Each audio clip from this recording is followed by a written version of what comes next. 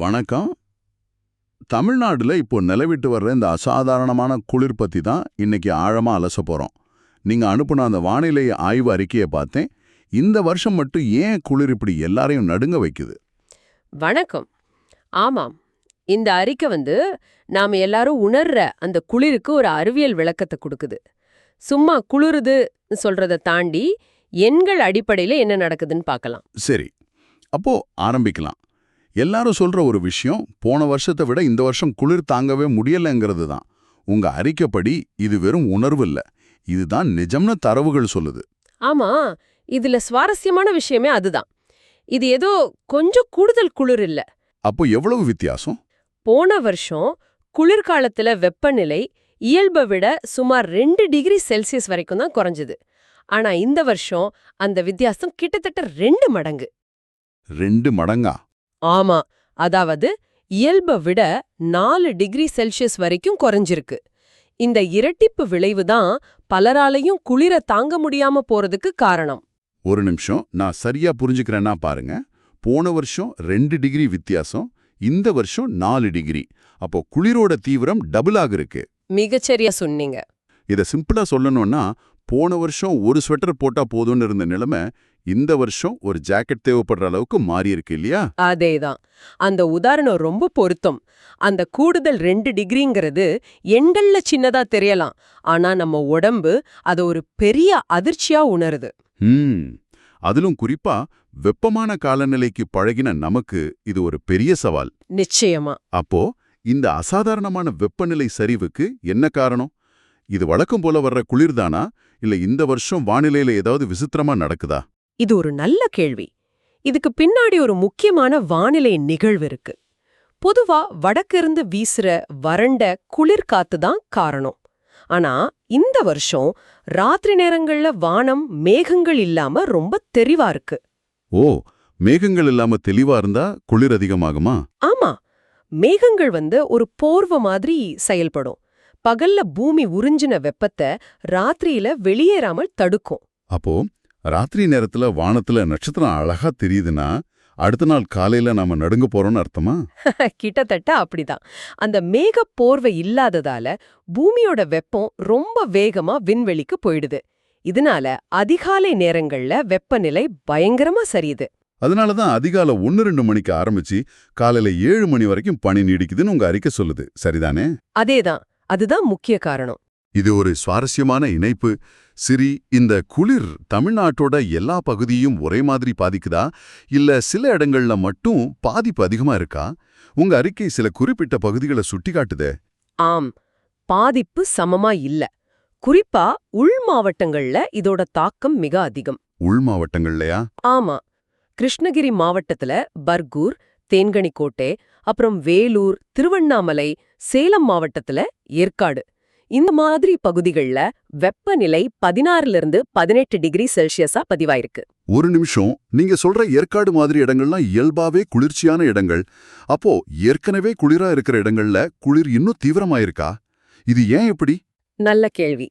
காரணம் இந்த குளிர் அலைகள்லிருந்து பாதுகாக்க உதவுற கடல் பக்கத்துல இல்லாததுதான். கடல் ஒரு காரணமா? ஆமா, சென்னை மாதிரி கடலோர பகுதிகள்ல கடல் ஒரு பெரிய டெம்பரேச்சர் ரெகுலேட்டர் மாதிரி செயல்படுது. அது வெப்பநிலைய ஓரளவு சீரா வச்சுக்கும். ஆனா கடல் இல்லாத உள் மாவட்டங்கள் இந்த வறண்ட குளிர்காத்துக்கு நேரடியா ஆளாகுது. ஓ, அப்போ கடல் ஒரு பாதுகாப்பு கவசம் மாதிரி. சரியா சொன்னீங்க. அதனாலதான் இயல்பா 19 டிகிரி செல்சியஸ் இருக்க வேண்டிய இந்த இடங்கள்ல வெப்பநிலை 3 டிகிரி வரை குறைஞ்சு 16 டிகிரியா உணரப்படுது. அப்போ மேற்கு தொடர்ச்சி மலைப்பகுதிகளுக்கும் இது பொருந்துமா? நிச்சயமா. தெற்கு மற்றும் மேற்கு தொடர்ச்சி மலைப்பகுதிகள், நீலகிரி, கோயம்புத்தூர், தேனி மாவட்டங்கள்லயும் இதே நிலைமைதான். அங்க மலைப்பகுதிகள்ல இயல்பிலிருந்து 3 டிகிரியும், அடிவாரத்தில் இருக்கிற சமவெளி பகுதிகள்ல 2 டிகிரியும் வெப்பநிலை குறைஞ்சிருக்கு. வட இந்திய குளிரோட ஒப்பிடும்போது இது கம்மிதானாலும் நம்ம சூழலுக்கு இது ரொம்ப அதிகம். நீங்க சொல்றத பார்த்தா நம்ம வீட்டு வடிவமைப்பு கூட ஒரு காரணமா இருக்கலாம் இல்லையா? மிகச்சரியான புள்ளி. நம்ம வீடுகள், கட்டிடங்கள் எல்லாமே வெப்பமான காலநிலையை சமாளிக்கிற மாதிரி தான் கட்டப்பட்டிருக்கு. ஆமா, காத்தோட்டத்துக்காக பெரிய ஜன்னல்கள், மெல்லிய சுவர்கள்னு இருக்கும். அதேதான். குளிரை தடுக்கிற இன்சுலேஷன் போன்ற எந்த அம்சங்களும் பொதுவா இருக்காது. அதனால தான் வெளியில 16 டிகிரி இருக்கும்போது வீட்டுக்குள்ளேயும் கிட்டத்தட்ட அதே குளிர் உணரப்படுது.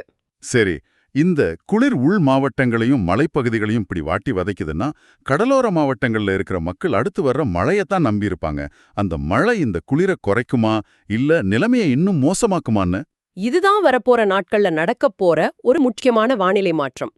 மழை 2 கட்டமா வர இருக்கு. அப்படியா? முதல் கட்டமா டிசம்பர் 30, 31 ஆகிய தேதிகள்ல சென்னையிலிருந்து கடலூர் வரைக்குமான வட தமிழக கடலோர மாவட்டங்கள்ல மழை எதிர்பார்க்கப்படுது. மழையா? அதுவும் இந்த குளிர்லையா? அது வெள்ளப்பெருக்கு அளவுக்கு இருக்குமா? இல்ல பெரிய அளவுல வெள்ளப்பெருக்கு ஏற்படுற அளவுக்கு இருக்காது. பெரும்பாலும் சாரல் மற்றும் மிதமான மழையா மட்டும்தான் இருக்கும். அதனால பெரிய பாதிப்புகள் இருக்காது. ஆனா வானிலையில இது ஒரு குறிப்பிடத்தக்க மாற்றத்தை ஏற்படுத்தும். அப்போ டெல்டா மாவட்ட விவசாயிகளோட நிலைமை என்ன? அவங்களுக்கும் மழை உண்டா? ஆமா, அதே டிசம்பர் 30, 31 தேதிகள்ல தஞ்சாவூர், நாகப்பட்டினம், திருவாரூர் மாதிரி டெல்டா மாவட்டங்கள்ல சுமார் 80% மிதமான மழையும் 1-2 இடங்கள்ல கொஞ்சம் கனமழையும் பெய்ய வாய்ப்பிருக்கு. இங்கதான் எனக்கு ஒரு சந்தேகம் வருது. பொதுவா மழை பெஞ்சா காத்துல ஈரப்பதம் அதிகமாகி பனிமூட்டம் இன்னும் அதிகமாகும்னு நான் நினைச்சேன். ஆனா உங்க அறிக்கை மழை வர்றதால பனிப்பொழிவு குறையும்னு சொல்லுது. அது எப்படி? இது ஒரு அருமையான கேள்வி. பொதுவா நாம அப்படிதான் நினைப்போம். ஆனா இங்க நடக்கிறது வேற. சொல்லுங்க. அடர்த்தியான பனிமூட்டம் உருவாக காத்துல சின்ன சின்ன தூசி துகள்கள் தேவை. பனி அந்த துகள்களை சுத்தி தான் உருவாகுது. மழை பெய்யும்போது அது காத்துல இருக்கிற அந்த தூசி துகள்களை எல்லாம் கழுவி தரைக்கு கொண்டு வந்துடும். இத வாஷ் அவுட் எஃபெக்ட்னு சொல்லுவோம். ஓ, அப்போ மழை காற்று சுத்தம் செஞ்சறதால பனி உருவாக ஆதாரம் இல்லாம போயிடுது. இது ஒரு பிளாட் ட்விஸ்ட் மாதிரி இருக்கே. அதேதான். அது மட்டும் இல்லாம மழை மேகங்கள் திரும்பவும் ஒரு போர்வ மாதிரி செயல்பட்டு ராத்திரியில வெப்பம் வெளியேறத தடுக்கும். அதனால குறைந்தபட்ச வெப்பநிலை கொஞ்சம் அதிகமாகும். அப்போ 2 காரணங்களால பனி குறையுது.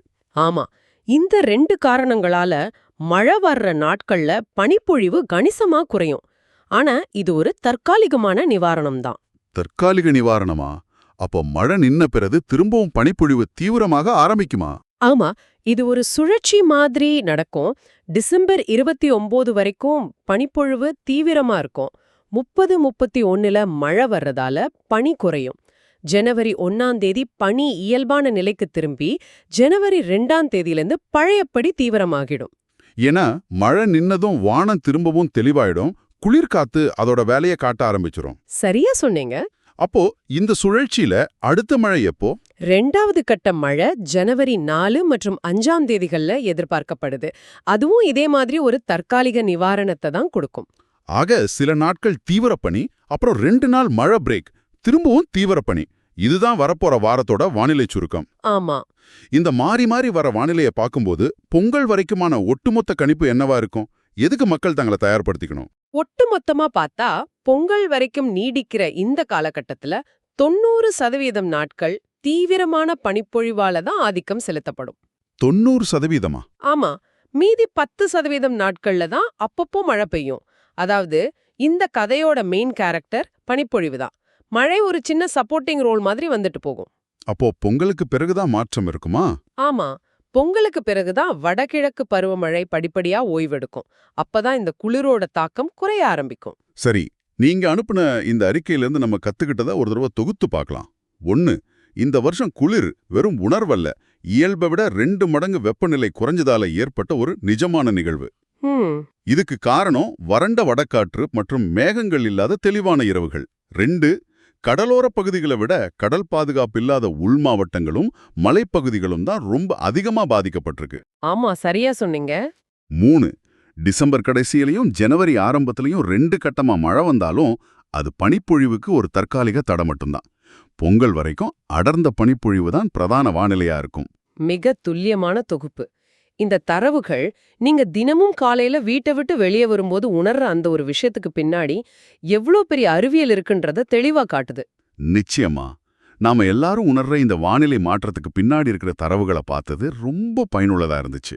வெறும் குளிருதுன்னு சொல்றதுக்கும் இயல்பை விட 4 டிகிரி செல்சியஸ் வெப்பநிலை குறைஞ்சிருக்கு, காரணம் வறண்ட வடகாற்று மற்றும் மேகமூட்டம் இல்லாததுன்னு சொல்றதுக்கும் பெரிய வித்தியாசம் இருக்கு. ஆமா, ஆனா இந்த தரவுகள் ஒரு முக்கியமான கேள்வியை எழுப்புது. என்ன கேள்வின்னு சொல்லுங்க. இந்த அறிக்கை அடுத்த சில வாரங்களுக்கான முன்னறிவிப்பை மட்டும்தான் தருது.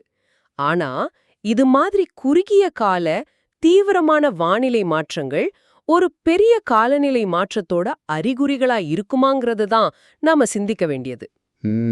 இது ஒரு முக்கியமான புள்ளி. முன்னாடி எப்பவாவது ஒரு தடவை நடந்த இது மாதிரி நிகழ்வுகள் இனிமே அடிக்கடி நடக்குமா?